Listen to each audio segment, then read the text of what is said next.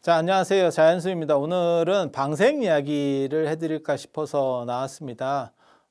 방생이라고 하는 거는 이제 죽어가는 생명을 살린다라고 하는 의미로서 어떻게 보면 생명 존중, 그 다음에 생명에 대한 실천이라는 의미를 갖습니다. 그래서 초기 불교나 소승불교, 그러니까 여기서 말하는 소승불교는 부파 불교를 의미하는 거예요. 거기까지는 소극적인 불살생 중심의 태도들을 취했습니다. 그런데 기원 전후에 대승불교가 이제 만들어지면서 적극적인 살생을 먹는 사람이 있기 때문에 이제 살생 자체가 존재한다라고 봐서 고기 자체도 먹지 않는 방향으로, 그리고 이제 죽어가는 생명도 살려야겠다. 같은 연장선상이에요. 그러니까 초기 불교하고 소승 불교까지는 내가 죽이지 않으면 큰 문제는 없다.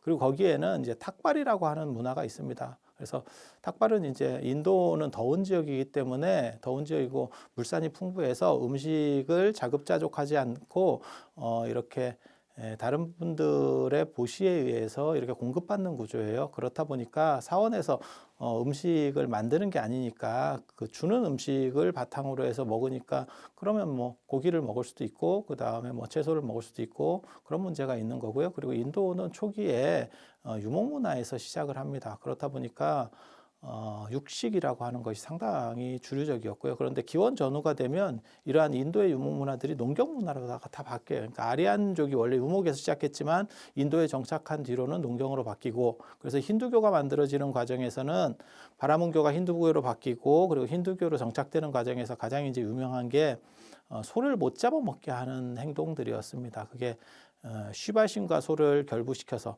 유목문화에서는 소를 죽여서 희생양, 희생소, 이렇게 해서 희생제라고 하는 동물들을 죽여서 불에 태우고 그걸 신에게 올린다라고 하는 기독교로 말하면 번제와 같은 그런 문화들이 있었는데, 이런 유목문화 전통을 버리고 이제 농경문화로 탈바꿈을 하는 과정에서 소라고 하는 동물을 함부로 잡아먹을 수가 없었고, 그렇다 보니까 그 소를 못 잡아먹게 하는 방법으로 그 당시 이제 힌두교 사람들이 믿었던 중요한 신인 쉬바신과 결부시켜서 쉬바신이 타고 다니는 신성한 동물이야라고 해서 난디라고 이름을 붙이고 뭐 이런 식 과정들을 거쳐서 소를 금기식으로다가 정해버렸습니다. 그거는 유목에서 농경으로 문화 패턴이 인도 문화 패턴이 바뀌었다는 걸 의미하는 거고요. 대승불교도 기원 전후에 지금 제가 방금 말씀드린 것처럼 유목에서 농경으로 문화들이 바뀌는 과정에서 만들어지기 때문에 불살생을 보다 적극적으로 강조해서 육식을 먹지 않는, 지금 현재 이제 인도가 육식을 안 먹는 것도 사실은 그런 기원 전후부터 시작된 농경 문화가 점점 확대되고, 그 다음에 또 한 가지가 뭐냐면 윤회론이 기본으로 되어 있기 때문에요. 윤회론이라고 하는 게 굉장히 재밌습니다. 왜 그러냐면 지금은 동물과 인간으로서 차등이 있지만 실제로 윤회 과정에서는 대등 관계가 형성되는 거죠. 윤회에서 사람도 될 수 있고 동물도 될 수 있다면 그것의 본질은 같은 거예요. 그렇다 보면 동물을 잡아먹는 데 있어서 굉장히 힘들어지죠. 그래서 인도 사람들은 식물까지는 영혼이 없다라고 보고 동물에는 영혼이 있고 그것은 인간도 될 수 있는 대등한 영혼이에요. 그래서 함부로 먹을 수 없다라고 하는 개념들이 확산되면서 지금같이 인도가 이제 어떻게 보면 채식주의 국가, 육식을 금하는 그런 식 국가로다가 변형이 되는 거고요. 그리고 그러한 문화적 흐름 속에 존재하는 게 대승불교이기 때문에 대승불교에서는 육식도 금하고 그 다음에 이제 좀 더 적극적으로 하면 죽어가는 생명을 살린다라고 하는 방생의 개념이 나옵니다. 그래서 이렇게 육식을 하는 문화에서, 그러니까 소승불교는 육식을 하거든요. 실제로 현장 스님이 인도에 갔을 때 소승불교하고 대승불교가 같이 인도 사회 안에 같이 존재하고 있었어요. 지금으로 말하면 지금 현재 한국불교로 말하면은 무슨 뭐 대처승과 비구승, 그러니까는 독신 출가 승단하고 그다음에 결혼해서 사는 승단, 이렇게 두 가지가 같이 있는 것처럼, 그래서 현장 스님은 그런 것들을 목격을 하고 대승불교하고 소승불교의 가장 큰 차이를 뭐로 거론하냐면 육식을 하느냐 안 하느냐, 그 육식의 문제가 사실은 가장 중요한 두 종교의 차이다, 두 종파의 차이다, 이렇게 말씀을 하시거든요. 그래서 먹는 것과 살생에 대한 부분, 그래서 초기 불교하고 소승 불교에서는 살생을 금하는 데 비해서 대승에서는 훨씬 더 육식까지 좀 더 광의적으로 생각해서 먹는 사람이 있기 때문에 죽이는 사람이 있다라고 하는 광의적 해석을 하게 되고, 이것이 가능한 거는 이미 그 당시에는 대승불교가 흥기할 때는 사원 문화가 있었습니다. 그래서 오늘날 한국 사찰처럼 음식을 절여서 해먹는 거예요. 그러다 보니까 취사 선택이 식재료의 취사 선택이라는 게 가능한 거고요. 그래서 고기를 먹지 말라라고 하는 게 꼭 뭐하고 같이 나오냐면 오신채를 먹지 말라라는 거하고 같이 나옵니다. 이미 먹을 거를 내가 선택할 수 있는 거죠. 남이 공급해 주는 것만 먹어야 되는 상황이면 내가 먹을 거를 선택할 수가 없는 그런 조건이었는데, 이제 지금 한국 절처럼 이렇게 되는 거예요. 그래서 원주 스님이 이제 공양을 하게 되면 어떤 거는 안 먹고 어떤 거는 먹고라는 것이 충분히 선택될 수 있는 조건이 되죠. 그래서 그런 것과 관련해서, 그러니까는 육식을 하느냐 하지 않느냐의 이 문화적 차이와 관련해서 현장 스님이 아주 재밌는 이야기를 기록을 해놓은 게 있습니다. 그게 안탑이라고 하는 기러기탑 이야기예요. 그래서 소승불교의 스님들이 이렇게 육식을 하는 분들이니까 이렇게 앉아서 소위를 하고 있었는데, 하루는 하늘을 보니까 기러기가 이렇게 줄을 지어서 쫙 날아가고 있더라는 거예요. 그래서 그 기러기를 보면서 야, 저거 먹으면 구워 먹으면 맛있겠다. 뭐 우리나라에도 제가 그렇게 얘기하는 분들을 가끔 보거든요. 뭐 소 지나가면 어우 저거 마블링이 좋겠는데 뭐 이렇게 말하는 분들이 막 있어요. 근데 그게 동물의 존엄성이라는 측면에서 봤을 때는 사실 굉장히 안 맞는 건데, 그게 유목적 문화일 거예요. 우리 전통적 문화 속에서는 사실 윤회론에 기반을 하면 뭐가 되냐면, 제가 늘상 그런 얘기 하거든요. 우리나라 프로 중에서 외국인들이 봤을 때 가장 충격적으로 보는 프로가 뭐냐면, 동물들이 말을 하는 것처럼 성우들이 더빙을 해서 동물들이 말하는 구조가 있는데, 그거는 윤회론을 바탕으로 하는 겁니다. 그래서 동물이 지금 우리는 알아들을 수 없는 말을 하고 있을 뿐이지만 실제로 걔네들도 충분히 언어 능력이 되는 거야. 생각할 수 있는 힘이 있어 라고 하는 독립개체로서의 영혼을 인정해 주는 부분들이거든요. 그래서 우리 예전에 그런 거 있었죠. 황희정승이 이렇게 길을 가다가 검은 소하고 흰 소 두 마리를 데리고 일을 하는 농부를 보고 어느 소가 일을 더 잘합니까? 이렇게 얘기하니까 이 어른을 끌고 한쪽으로 데리고 가서 귀에다 대고 검은 소가 일을 잘합니다. 이렇게 얘기했다는 거예요. 귓속말로. 그러니까 그걸 크게 얘기해도 되는데 굳이 이렇게 번거롭게 얘기를 하느냐 그랬더니, 소가 들으면 기분이 나쁘니까 내가 이렇게 얘기합니다. 그거는 소도 인격적 존재로서 우리가 대우했었다라는 그러한 문화들을 알 수 있는 대목들이고요. 근데 요즘 들어서는 이제 유목문화, 서구에서 들어온 유목문화가 강조되면서 소를 보면서도, 살아있는 소를 보면서도 마블링이 참 좋을 것 같아요. 뭐 구워 먹으면 맛있을 것 같아요. 이런 얘기를 그 옆에서도 막 하는 걸 보고 제가 굉장히 좀, 야, 이게 문화적으로 많이 바뀌었구나. 옳다 그르다를 얘기하는 게 아니에요. 문화적으로 어떻게 흘러가고 있구나라는 얘기를 하는 거예요. 그래서 인도에서도 소승불교까지는 그러한 육식, 내가 죽이지만 않으면 육식이 관계가 없습니다. 그러니까 살생을 금하라는 거지 육식을 금하라는 게 아니니까. 그래서 그런 얘기를 했대요. 날아가는 기러기를 보면서 농담으로 이제 얘기하는 거죠. 저 구워 먹었으면 참 맛있겠다 그랬더니 그 기러기가 뜬금없이 바로 그 스님들 앞으로 떨어졌다는, 추락해서 죽은 거예요. 그러니까 그걸 농담 삼아 했는데 진짜 농담으로 했는데 다큐로 받아들이는 기러기를 만나게 된 거고, 그로 인해서 이 소승불교의 스님들이 부처님께서 고기를 금하지 않은 것은 그 당시 시절에 맞는 방편이었는데 지금도 우리가 먹는 걸 보고 뭔가 하늘이 우리에게 경계를 주는 건갑다. 그래서 기러기를 보살의 화연인갑다. 이렇게 해서 큰 탑을 세웠다. 그게 인도의 기러기탑 이야기입니다. 그게 안탑, 기러기를 이제 기러기 안자를 써서 요 안이라고 하거든요. 그래서 안탑이라는 거고, 현장 스님이 여기에 엄청난 감화를 받았어요. 그러니까 당신이 생각할 때는 굉장히 그게 충격적인 그 이야기를 듣고 그게 각인이 됐었는가 봐요. 그래서 중국 장안으로 나중에 돌아오셨을 때도 당신이 주지로 있었던 자은사, 당고종 이치가 어머니를 위해서 지은 절이에요. 그래서 자애로운 은혜, 이래서 자은사인데 거기에 안탑을 짓죠. 안탑. 기러기탑을, 인도 기러기탑을 모사해서 탑을 지었다라는 이야기가 있을 정도로, 지금도 오늘날 중국 서안에 가면, 예전에 장안입니다. 서안에 가면 이 자은사를 중심으로 해서 번화가가 형성되어 있는데 굉장히 재밌어요. 중국은 우리식으로 말하면 압구정동이 이 자은사를 중심으로 형성이 돼 있는 거예요. 마치 강남 봉은사 앞에가 큰 번화가다 뭐 이런 식으로 생각하시면 돼요. 그렇게 해서 사람들이 오늘도 그 안탑을 올라가면서 이렇게 많은 이야기들을 하는 것들이 있거든요. 그래서 육식을 할 수 있느냐 못하느냐에 대한 것이 소승과 대승을 가르는 거고, 그 안탑의 이야기는 부처님께서 육식을 하라고 하신 부분, 그러니까 탁발할 때 육식을 허용하신 부분은 방편이었다. 그리고 그거를 대승불교에서 이야기를 하고 있다라는 것을 알 수 있습니다. 그래서 대승불교에서 먹는 사람이 있으니까 죽이는 사람이 있지라는 논리, 그 다음 논리로 뭐가 전개가 되냐면, 죽어가는 생명도 살리는 적극적 생명 존중과 실천 의지를 보이는 거예요. 그러니까 단순히 고기를 안 먹는 거라고 하는 거는 조금 더 소극적인 거죠. 그러니까 내가 죽이지 않았으니까 먹는 거는 더 소극적인 거고, 나는 안 먹으니까 됐어라고 하는 거는 조금 덜 소극적인 거고, 그러니까 적극적이라도 아직까지는 완전히 적극적이라고 말할 수는 없는 거고, 죽어가는 생명 자체까지도 살릴 수 있으면 훨씬 더 적극적이야라고 하는 게 방생 문화라고 보시면 되겠습니다. 그래서 이 안에는 생명 존중이라고 하고, 그 다음에 동물과 인간을 대등하게 보는 그러한 존중 구조가 그대로 깔려 있어요. 그리고 그 바탕엔 사실 윤회론이 있는 겁니다. 윤회론이.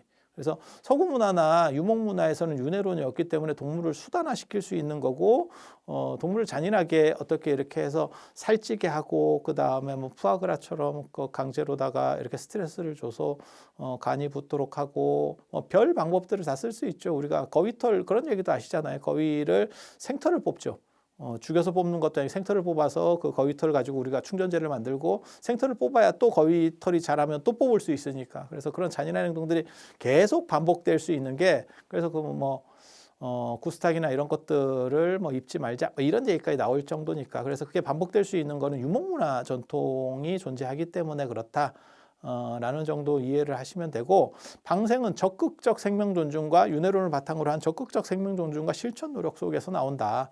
오늘날은 반려동물 인구들이 많이 늘어나고 있으니까 앞으로는 이제 그런 문제들도 벌어질 거라고 생각을 해요. 저도 저희 어렸을 때까지만 해도 속된 말로 그냥 문제를 터진 걸 보고 그냥 사소한 문제면 개값 치른다 이런 얘기가 있었는데, 자기 개는 자기가 죽여도 되고 별 문제가 없었어요. 그런데 지금은 자기 개라도 자기가 학대할 수가 없고, 그 다음에 길에 버려진 이런 동물들이 있잖아요. 길냥이라든지 이런 식의 동물들을 죽였을 때도 그게 다 범죄의 형성이 되는 거죠. 그래서 동물에 대한 인식들이 지금 많이 바뀌어가고 있다라는 걸 생각을 해야 되고, 그런 의미에서 방생이라는 거를 어떻게 적극적으로 실천할 것인가 라는 이야기가 나오는 겁니다. 그게 이제 방생이 중국으로 넘어오게 되면 이제 중국의 운서주경이라든가 이제 명나라 초에 이러한 명나라 말의 고승들 이런 이야기들을 보면 아예 절 앞에다가 방생지를 만들어요. 그래서 거기다 이제 방생을 하는, 그래서 굉장히 좀 재밌습니다. 그래서 중국 큰 절들, 오래된 절들에 가면 방생못이 절 앞에 방생 전문 연못이 있어요. 그래서 물고기도 굉장히 많고, 흥미로운 건 사람이 가면 물고기가 도망가는 게 아니고 물고기가 나옵니다. 이게 호객행위를 하는 거예요. 계속 먹을 거를 주는 게 버릇이 돼서, 그래서 물고기 밀도도 굉장히 높습니다. 그래서 저런 식의 방생이 과연 타당한가? 또 그런 생각도 들 정도로, 그래서 물고기도 굉장히 물반 고기반인데다가 사람만 오면 애들이 나와요. 월정서 다람쥐도 그런 행동들을 하죠.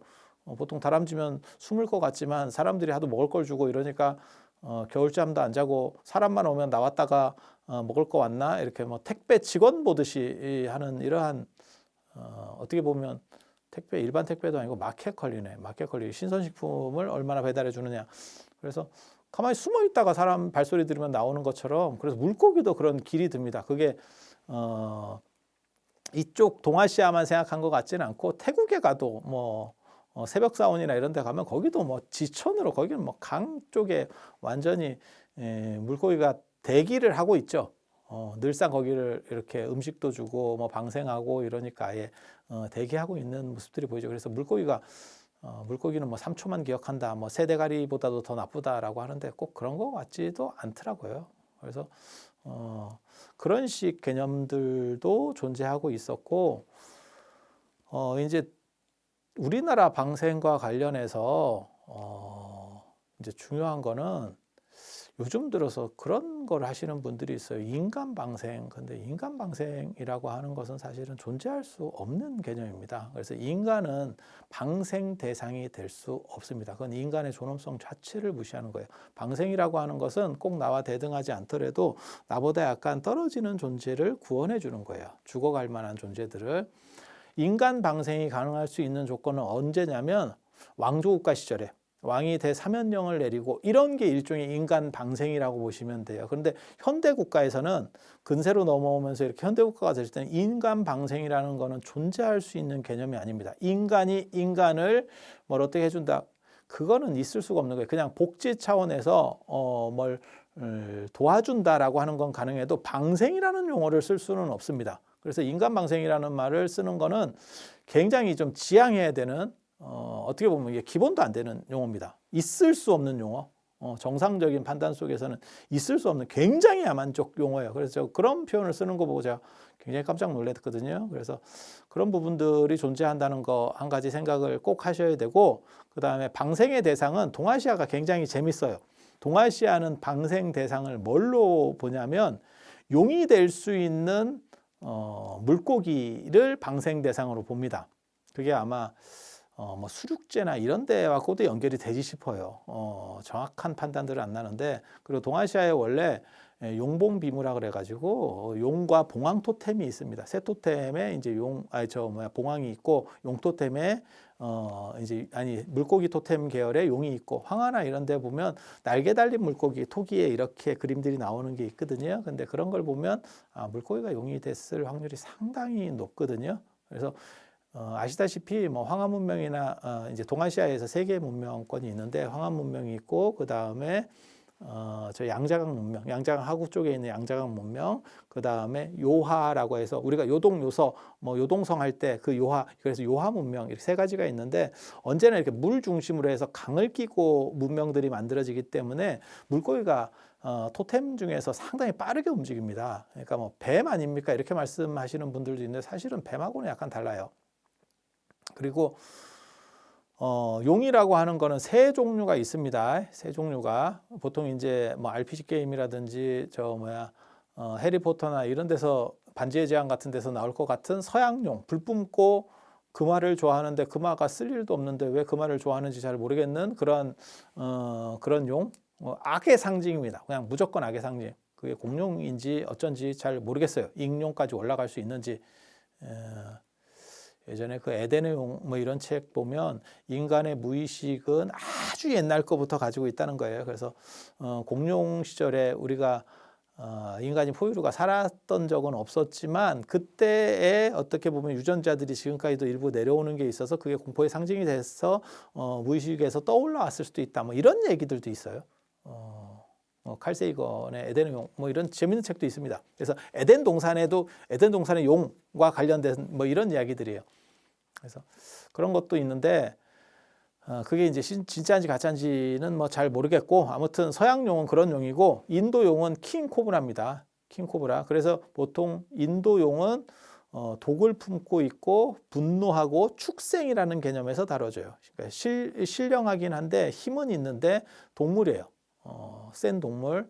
그리고 용궁에 살고 비를 좌우하고 용궁에 살고, 그 다음에 여의주를 가지고 있다는 것도 인도용입니다. 그리고 인도용은 여의주를 어디다 놓냐면 이 머리 위에 상투에다가 이거 굉장히 중요한 거거든요.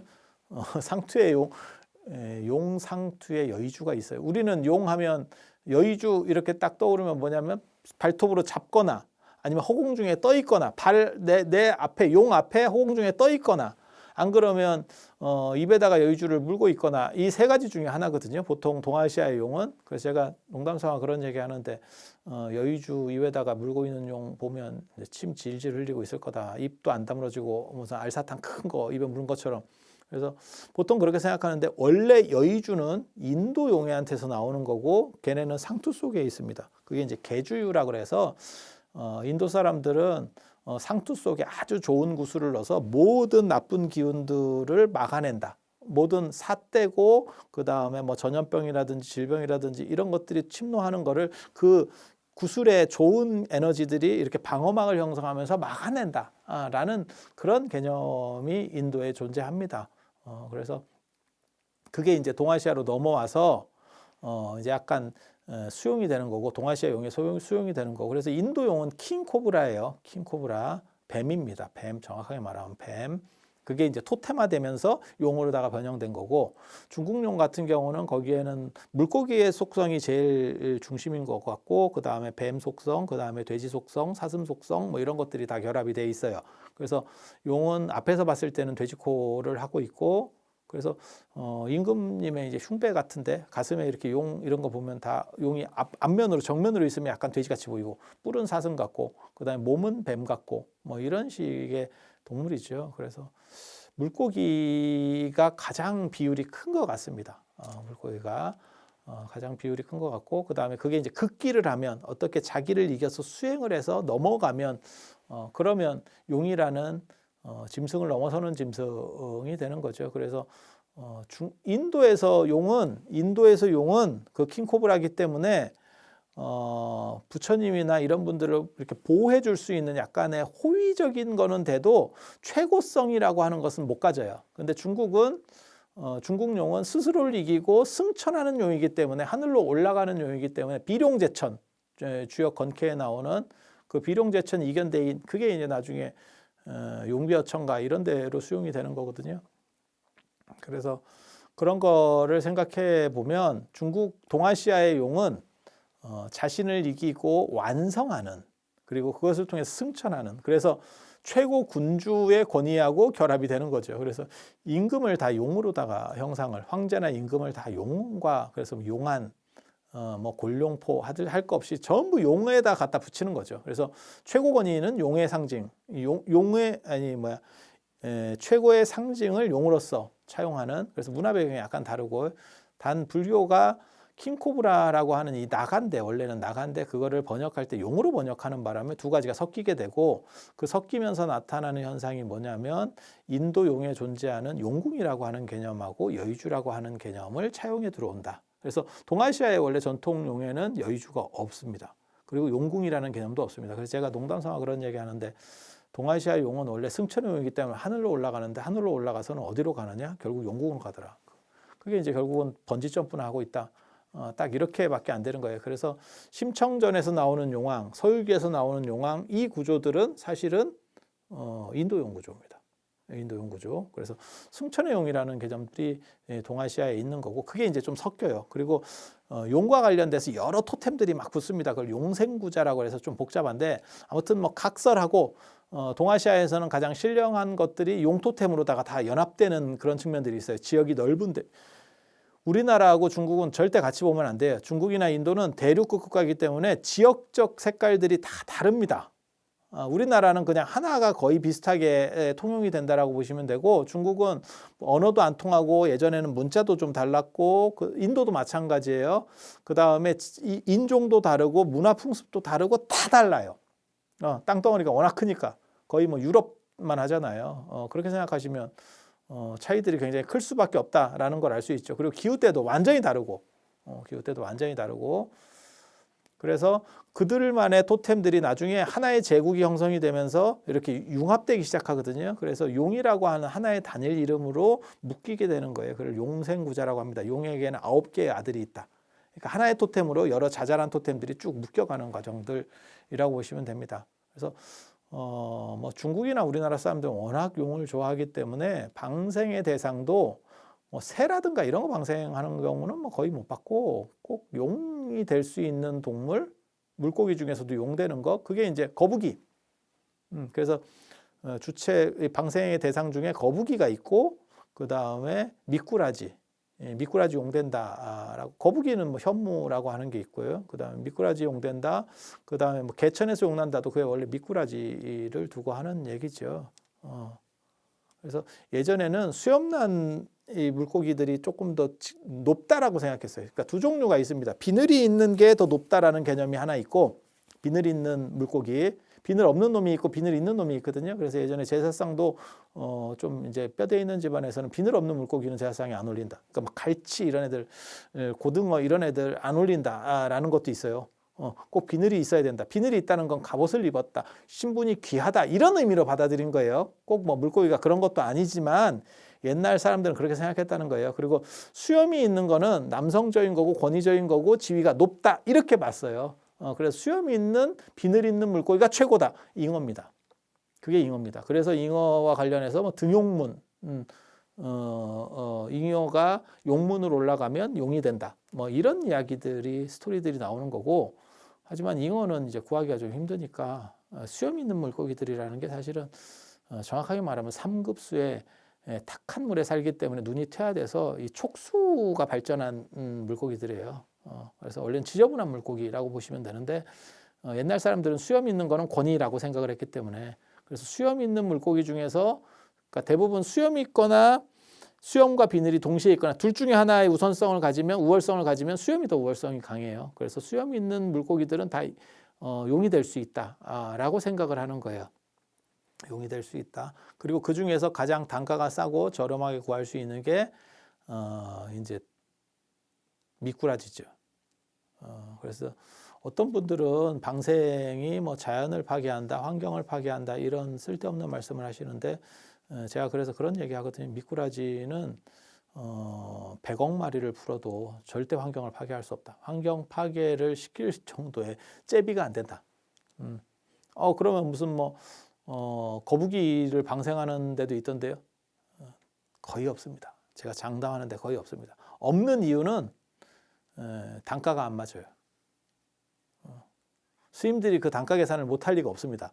이게 자선 사업을 하는 게 아니기 때문에 거북이 풀어서는 이게 대책이 안 섭니다. 그래서 거북이 하시는 분들이 대부분 이제 무당이나 이런 분들이 어떤 금전적으로 많이 받고 그렇게 해서 이제 거북이 배에다가 이제 뭐 이름도 쓰고 뭐 이렇게 해가지고 풀어주고 뭐 이런 거는 있어도 스님들은 그 방생비라는 게 워낙 책정가가 낮기 때문에 그걸로는 거북이를 풀면 절이 부도가 납니다. 그래서 거북이 안 풉니다. 그래서 제가 농담삼아 그런 얘기하는데 조계종에서 미꾸라지 동상이라도 하나 세워줘야 되는 거 아니냐. 미꾸라지가 얼마나 대단한. 그리고 미꾸라지를 풀려면 미꾸라지는 아까도 얘기한 것처럼 이렇게 수염난 고기들에 사는 데가 약간 지저분한 데이기 때문에 너무 맑은 지역에다가 미꾸라지 풀면 애들이 힘들어합니다. 그래서 방생의 장소도 이렇게 좀 봐야 되고 그런 측면들도 있어요. 그래서 이게 굉장히 재밌는 게 미꾸라지를 풀어서 뭐 미꾸라지가 용된다라는 생각만 있는 것이 실제로 뭐 용이 되겠어요? 근데 그래도 혹시라도 모르니까 용될 만한 걸 풀어주면 더 좋지 않을까? 이렇게 생각을 하는 겁니다. 이렇게 생각을 하는 거예요. 그리고 아까도 말씀드린 것처럼 비늘까지 있으면 더 최상급이 되니까 잉어. 그리고 그 등용문이라는 게 용문이라는 게 실제로 황하에 있습니다. 그게 물줄기가 두 개로 합쳐지고 약간 이렇게 층이 지는 폭포 같은데요. 뭐 나이아가라 폭포 같이 그렇게 큰 폭포가 아니고 물 안에서 한 3m 정도 되는 것 같아요. 그래서 물이 약간 이렇게 계단같이 돼 있어요. 폭포라고 말할 정도 수준도 아니고 약간 계단같이 돼 있고 그다음에 두 물이 합류해요. 그러니까 물살이 세고 이렇거든요. 근데 그거를 물고기들이 거슬러 올라가려고 하는 거니까 물고기들이 그런 속성들을 좀 가집니다. 그래서 물을 거슬러 올라가면 뭐 용이 된다. 뭐 이런 이야기가 있는 거죠. 그래서 용이라고 하는 거는 극기의 상징이고, 그래서 내가 풀어주는 대상 자체가 마치 그러한 물살을 거슬러 올라가서 용이 되는 그러한 그렇게 되면 대박이 나겠다라는 생각이 미꾸라지를 풀어주면서도 존재하는 거죠. 그래서 정초에 대보름 안에 죽어가는 생명을 살려서 내 스스로를 맑히고 그 다음에 혹시나 걔가 용이 될까? 근데 사실은 그거는 본질은 아닙니다. 그래서 제가 그런 얘기 하거든요. 이제 정초에 미꾸라지 풀 때 어떤 분들이 그렇게 말씀하시는 분이 있어요. 아니 날도 추운데 굳이 왜 정초에 합니까? 그 정초에 하는 이유는, 정초에 방생을 하는 이유는 정월대보름 안에 나쁜 것들을 모두 쫓아내고 좋은 기운을 가져야 1년 동안 그 충만하고 좋은 에너지로 1년을 잘 보낼 수 있기 때문에 하는 거고, 그 다음에 미꾸라지를 그렇게 찬물에 풀어도 됩니까? 라고 하는데 거기서의 핵심은 그 미꾸라지가 꼭 잘 살아서 용이 된다가 아니고 내가 그 풀어주면서 내가 스스로 내 마음을 맑히고 정화하고 선으로 가는 거예요. 그래서 내 마음이 착해지고 선이 되고 빛 쪽으로 가면 어두움은 스스로 물러난다라고 하는 거거든요. 개인적으로 제가 방생을 진기한 방생을 한 2번 했었습니다. 기가 막힌 방생을 했었는데 한 번은 미얀마 가서 미얀마에 가면 새방생이 있어요. 새방생이. 제가 새방생을 2번 했는데 그 새를 한 마리를 사면 그게 한 우리 돈으로 한 2,000원 뭐 그 정도 하는 것 같은데 처음에 제가 미얀마 갔을 때 새 사원 앞에서 이렇게 새를 잡아놓고 방생을 하는 게 있더라고요. 그래서 제가 그때는 다른 스님을 따라갔었기 때문에 제가 혼자서 이렇게 새를 사다가 방생을 하고 있었어요. 풀고 있었어요. 그랬더니 그 가이드가 뭐라고 얘기하냐면 저 새는 길이 든 새라서 다시 돌아온다. 네가 풀어줘봐야 그건 돈 낭비하는 거다. 지금은 날아가는 것 같지만 저놈이 짜고 있기 때문에 스님이 참배하러 올라가면 걔가 이렇게 부르면 다시 온다. 우리 어렸을 때 세점 이런 거 있었거든요. 육교 위에 세점. 그런 것처럼 다 제가 짜고 먹는 거다. 그렇게 하면서 방생이라는 건 저건 새방생 필요 없다. 스님은 낚였다. 이러길래 제가 뭐라고 얘기했냐면 그건 그런 게 아니다. 방생이라고 하는 것은 내가 살려줌으로 인해서 내 마음이 깨끗해지기를 원하는 거지 그게 꼭 잘 돼서 날아가서 완전히 사는 것이 내 목적은 아니다. 마치 부모가 자식을 잘 되기 위해서 이렇게 최대한 해줄 수 있는 만큼 해주는 거지 그렇다고 해서 자식이 전부 다 성공하고 일론 머스크 같이 되고 무슨 뭐 좋은 학교에 가고 그런 건 절대 아니에요. 그 중에는 범죄자도 나올 수도 있는 거고 뭐 나쁜 사람도 될 수 있는 거죠. 하지만 부모 입장에서는 최대한 잘해주는 게 부모의 어떻게 보면 그 마음이 흡족한 거지 그걸 통해서 꼭 얘는 결과까지도 좋아야 돼. 그러니까 아까도 제가 얘기한 것처럼 미꾸라지를 풀었으니까 쟤는 용돼야 돼. 아니 그럴 필요 없어요. 죽어가는 생명 자체를 풀어준다는 그 마음 자체가 내 스스로 귀한 거예요. 그래서 예전에 제가 달라이라마 법문을 들을 때 굉장히 감동적으로 들은 대목이 하나 있어요. 그게 뭐냐면 상대가 잘못했을 때 내가 화를 내지 않고 참는 이유가 상대의 기분이 나쁠까 봐 그다음에 그것이 내가 드러나면서 다른 사람들에게 보일까 봐 내 성격이 보일까 봐 그게 아니고 내가 화를 내면 내 스스로 내면의 평정심이 무너질까 봐라고 하는 거예요. 그러니까 나의 문제죠. 정확하게 말하면 나의 문제. 방생도 나의 문제인 거예요. 그래서 제가 그 미얀마 가이드한테 아니 방생이라는 것은 꼭 풀어줘서 제가 잘 살아서 해결되는 게 아니고 내가 풀어줬다는 그 자체가 귀한 겁니다.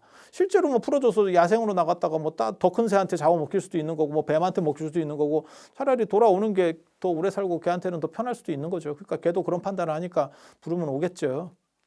그래서 그런 부분도 있고 2번째 미얀마 갔을 때는 그래서 아예 그냥 거기에는 이제 2종류 새가 있더라고요. 자세히 보니까 2종류. 그렇게 길든 새도 있지만 진짜 야생새도 있어요. 그래서 야생새를 사다가 신도분들한테 다리를 하나씩 새를 이렇게 사다 보니까 한 마리씩 내가 해주고 싶었는데 새가 모질러요. 그렇다고 어디 가서 잡아올 수도 없고 그래서 다리를 하나씩 잡아라 이랬더니 사람들이 다리를 잡으니까 새가 다리가 부러지려고 그래요. 새가 발버둥 쳐서 막 이러더라고요. 그래서 제주껏 잡으라 그랬는데 도와주려고 하는 그 생명, 생기, 생생지덕이라고 하는 거예요. 생생지덕. 그것이 귀한 거예요. 그래서 그러한 것들을 이렇게 북돋게 되면 정초에 그 생기, 살려주려고 하는 좋은 마음을 이렇게 북돋게 되면 모든 나쁜 것들이 들어올 수가 없는 거죠. 파사현정이라고 하는 거예요. 삿된 거를 물리쳐서 정이 드러나는 게 아니고 삿된 것이 물러나면 스스로 정이 되는 거예요. 그리고 정이 드러나면 삿된 것은 올 수가 없는 거고. 그리고 이게 비슷한 이제 물고기 방생을 제가 압록강에서 한번 했었거든요. 백두산 갔다가 압록강에서. 그때 가이드한테 제가 뭘 얘기했냐면 물고기를 좀 구해라. 그랬더니 여기는 방생 물고기가 없습니다. 이러더라고요. 그래서 그럼 시장에 가서 물고기를 구해라. 진짜 충격적인 물고기가 왔습니다. 월척방생이라고 들어보시 이만한 잉어를 가져왔는데 방생용 물고기만 이따시만한 거 2달아가 온 거예요. 통으로. 한 마리에 3,000원. 진짜 월척. 우리나라는 3,000원 별게 아닐지 몰라도 그 동네 3,000원이 상당히 큰 거예요. 야, 월척 방생을 하는데 난 진짜 더 웃긴 거는 왜 북한 분들이 중국으로 많이 이렇게 넘어가는지를 알겠더라고요. 그 압록강이 실제로 이게 무릎 정도밖에 안 옵니다. 이게 갈수기 때 무릎 정도밖에 안 와요. 그래서 우리가 이제 방생을 하는데 그 압록강에서 방생을 하는데 물고기를 이렇게 던졌더니 애가 잡힌 지 좀 돼가지고 애가 빠릇빠릇하지 않아요. 그래서 조금 이렇게 이러고 있는데 그 동네 사람들이 녹아나가지고 완전히 뭐 땡 잡았다 이래가지고 그 나와서 우리가 물고기를 풀면 저 하류에서 잡고 있는 거예요. 그럼 뭐라 할 수도 없고 이게 무릎까지밖에 물이 안 오니까 들어가서 이렇게 애가 물에 넣자마자 애가 파닥파닥 하면 되는데 약간 이렇게 이게 지금 어디지? 나는 누구고? 나 이거 어디지? 뭐 이렇게 약간 할 때 잡히는 거야. 그렇다고 잡지 말라고 뭐 소리친다고 저놈들이 안 할 것도 같지도 않고 그래서 그때도 제가 신도들이 뭐라고 얘기하냐면 같이 간 분들이 뭐라고 얘기하냐면 이렇게 하면 풀어주는 게 무슨 의미가 있습니까? 차라리 안 보이는데 저쪽에 가서 풀어주는 게 안 나을까요? 그래서 내가 뭐라고 얘기했냐면 풀어주는 그 마음이 귀한 거지 제가 저 사람한테 안 잡히고 살아났다고 하더라도 제가 뭐 1년을 살겠어요, 2년을 살겠어요, 3년을 살겠어요. 결국은 어차피 죽어요. 어느 순간에. 단 당신이 지금 현재 풀어주려고 하는 그 마음을 가졌다는 거. 그 자체로서 이미 공덕은 이루어진다.